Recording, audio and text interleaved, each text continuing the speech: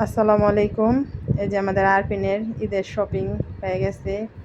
এই ৫ রমজান থেকে করতে করতে এই পর্যন্ত একটার পর একটা করতেই আছে।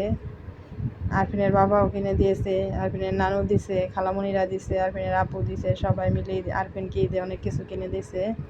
আর অনেকগুলো আছে, এত কিছু দেখানোর মতন ধৈর্য নাই। আরপিন এগুলাই চয়েস করছে, এগুলো আর বলে খুব বেশি ভালো লাগতেছে, সেই কারণে এগুলোই দেখালাম। কাদের কাদের ঈদের কেনাকাটা হয়ে গেছে সবাই জানায়েন।